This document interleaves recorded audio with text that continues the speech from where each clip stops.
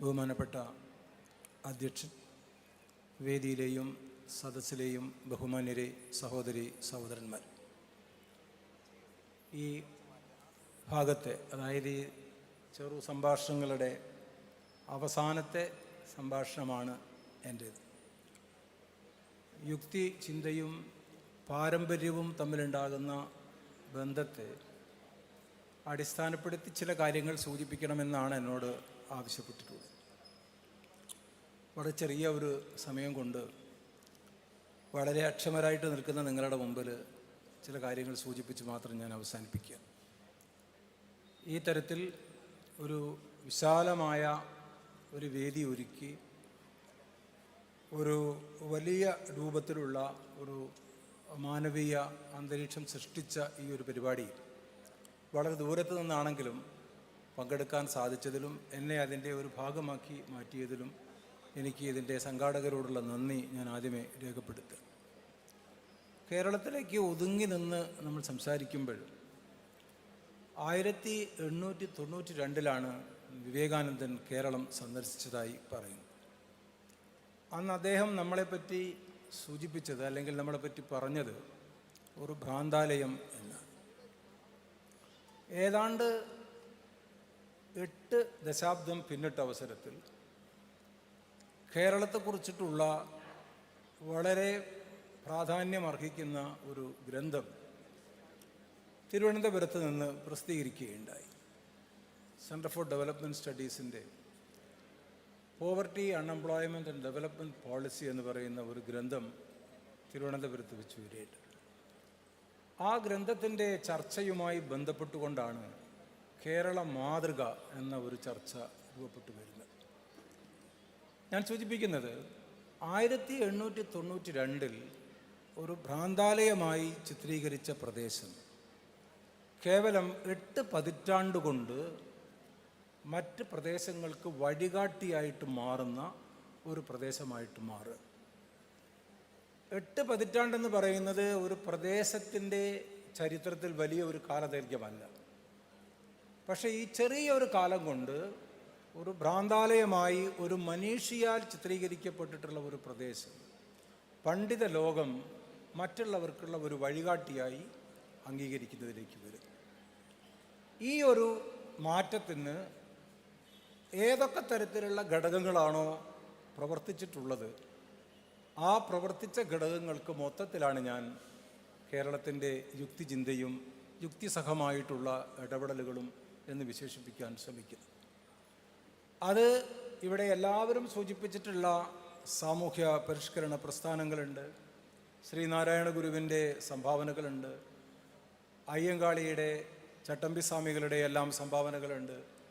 അതിൻ്റെ സ്വാഭാവികമായിട്ടുള്ള വളർച്ചയും ഉയർച്ചയുമായിട്ടുള്ള ദേശീയ പ്രസ്ഥാനമുണ്ട്, സ്വാതന്ത്ര്യസമരമുണ്ട്, കർഷക തൊഴിലാളി സംഘടനകളുടെ സമരങ്ങളും ചർച്ചകളും പ്രക്ഷോഭങ്ങളുമുണ്ട്. ഏറ്റവും അവസാനം നടന്ന, അല്ലെങ്കിൽ ഏറ്റവും അവസാനം ഉണ്ടായിട്ടുള്ള ഐക്യകേരള പ്രസ്ഥാനവും 1957 സർക്കാരും, ആ സർക്കാർ പ്രധാനമായിട്ടും നയരൂപീകരണം നടത്തിയിട്ടുള്ള, നമ്മളെല്ലാം ഇന്ന് ജീവിച്ചു പോകുന്ന, ബന്ധപ്പെടുന്ന പൊതുവിദ്യാഭ്യാസ സംവിധാനമുണ്ട്, പൊതുജനാരോഗ്യ സംവിധാനമുണ്ട്, ഭൂപരിഷ്കരണമുണ്ട്, അധികാര വികേന്ദ്രീകരണമുണ്ട്. ഇതെല്ലാം നമ്മളുടെ പൊതുവിതരണ സംവിധാനങ്ങളുണ്ട്. ഇങ്ങനെ ഉണ്ടായിട്ടുള്ള അനുക്രമമായിട്ടുണ്ടാകുന്ന ഒരു പ്രവർത്തനത്തിൻ്റെ, ഒരു പ്രക്ഷോഭത്തിൻ്റെ, അമർത്യ സെന്നിൻ്റെ ഭാഷയിൽ പറഞ്ഞാൽ പബ്ലിക് ആക്ഷൻ്റെ ഭാഗമായിട്ടാണ് കേരളം ആ ഒരു തലത്തിലേക്ക് ഉയർന്നു വന്നിട്ടുള്ളത്.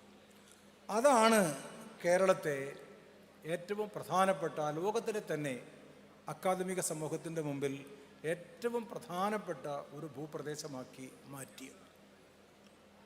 ഏതൊക്കെ തരത്തിലുള്ള സാമൂഹികമായിട്ടുള്ള ഇടപെടലുകളാണോ കേരളത്തിലുണ്ടായിട്ടുള്ളത്, ആ യുക്തിസഹമായിട്ടുള്ള ഇടപെടലുകൾ പഴയതിനെ പാടെ തള്ളിക്കളയുന്ന രൂപത്തിലായിരുന്നില്ല, പാരമ്പര്യത്തെ നിഷേധിച്ചു കൊണ്ടായിരുന്നില്ല. അതിൽ നിന്ന് വ്യത്യസ്തമായി നാം എല്ലാം സാധാരണ പറയുന്നത് പോലെ ഒരു തുടർച്ചയും മാറ്റവുമായാണ് കേരളത്തിൽ സംഭവിച്ചത്. കണ്ടിന്യൂറ്റി ആൻഡ് ചേഞ്ച് എന്ന് നമുക്ക് പറയാം. എല്ലാറ്റിനെയും നമ്മൾ പാടെ നിഷേധിക്കാൻ ശ്രമിക്കുകയല്ല ചെയ്തത്.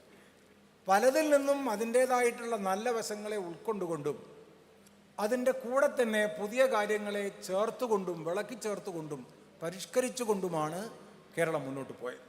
ഒരു ഉദാഹരണം കേരളത്തിൻ്റെ വടക്ക് ഭാഗത്തു നിന്ന് വരുന്ന ഒരു വ്യക്തി എന്നുള്ള നിലയിൽ ഞാൻ സൂചിപ്പിക്കാൻ ശ്രമിക്കുക. ഞാൻ ഏറ്റവും നല്ല മാതൃകയായി ഇവിടെ അതിനെ അവതരിപ്പിക്കാൻ നേരത്തെ ഒരാളും സൂചിപ്പിക്കാത്തത് കൊണ്ട് സ്വാമി വാഗ്ഭടാനന്ദൻ കേരളത്തിലെ ഈ ഒരു പ്രക്രിയയിൽ നൽകിയിട്ടുള്ള സംഭാവനകളെക്കുറിച്ച് ഒന്ന് രണ്ട് കാര്യങ്ങൾ പറയാൻ ശ്രമിക്കുകയാണ്. നാളെ അദ്ദേഹത്തിൻ്റെ ചരമദിനം കൂടിയാണ്, ഒക്ടോബർ 29. 1917 കോഴിക്കോട് ജില്ലയിൽ വളരെ സജീവമായി വാഗ്ഭടാനന്ദൻ്റെ ജാതിക്കെതിരെയുള്ള, തീണ്ടലുകൾക്കെതിരെയുള്ള, അസമത്വത്തിനെതിരെയുള്ള വലിയ രൂപത്തിലുണ്ടാകുന്ന പ്രചരണങ്ങൾ നടക്കുന്നു. അതിനെതിരെ ഉണ്ടാകുന്ന പ്രതിരോധങ്ങളെ, പലതരത്തിലുള്ള പ്രതിരോധങ്ങളുണ്ടായി. നമുക്ക് ഇന്ന് വിശ്വസിക്കാൻ പറ്റുന്നതിനേക്കാൾ എത്രയോ അപ്പുറത്താണ്.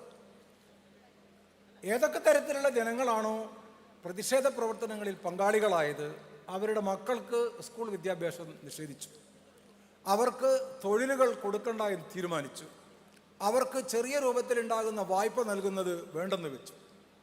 അങ്ങനെ ഒരു സമൂഹം മൊത്തത്തിൽ അതിൻ്റേതായിട്ടുള്ള ജീവിത പ്രയാസങ്ങളിലൂടെ മുന്നോട്ട് പോയപ്പോൾ എങ്ങനെയാണ് വാഗ്ഭടാനന്ദൻ അതിനെ നേരിട്ടത്?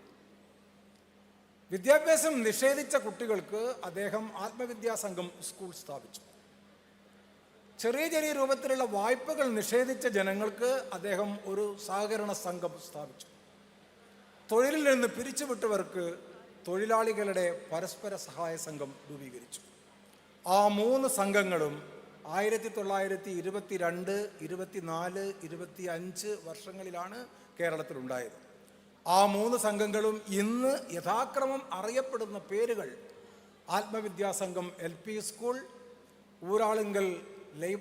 Uralungal cooperative society, Uralungal labour contract cooperative society, അല്ലെങ്കിൽ ULCCS എന്ന ലോകപ്രസിദ്ധമായിട്ടുള്ള ഏറ്റവും പ്രധാനപ്പെട്ട സഹകരണ സംവിധാനം എന്നുള്ള നിലയിലാണ്.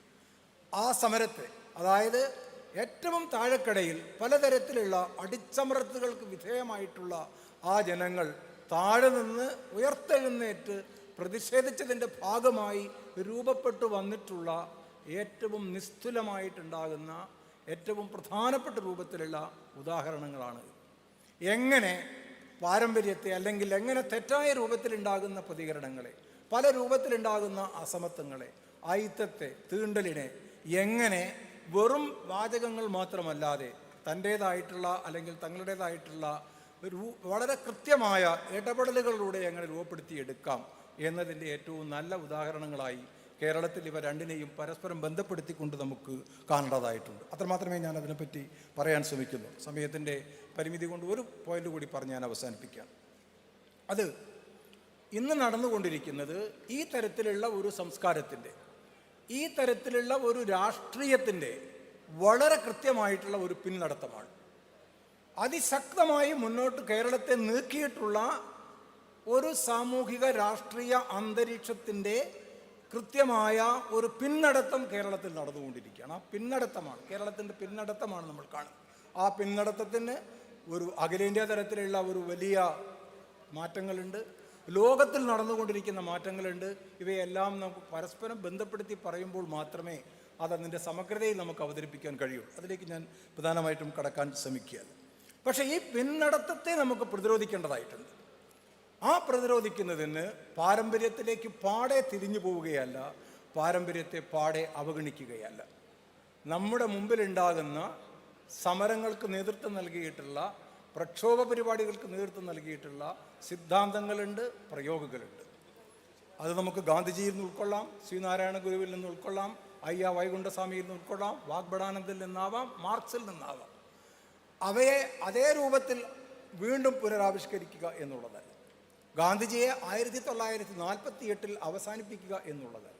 മാർക്സിനെ 19-ാം നൂറ്റാണ്ടിൻ്റെ അവസാനത്തിൽ അവസാനിപ്പിക്കുക എന്നുള്ളതല്ല. അവരെ 21-ാം നൂറ്റാണ്ടിലേക്ക്, 2025 വളർത്തി പരിഷ്കരിച്ച് പ്രയോജനപ്പെടുത്താൻ കഴിയാവുന്ന രീതിയിൽ നമ്മുടെ പ്രക്ഷോഭങ്ങളെയും നമ്മുടെ ഇടപെടലുകളെയും ഉയർത്തിക്കൊണ്ടുവരുന്നതിനുള്ള പൊതു ചർച്ചാവേദികളും സംവാദ സദസ്സുകളുമായി ഇത്തരത്തിലുണ്ടാകുന്ന കൂടിച്ചേരലുകൾ മാറട്ടെ. അത്തരത്തിൽ നമുക്കതിനെ ഉയർത്തിക്കൊണ്ടുവരാം. ഇതിന് എല്ലാവിധ ഭാവങ്ങളും അർപ്പിക്കുന്നു. നന്ദി, നമസ്കാരം.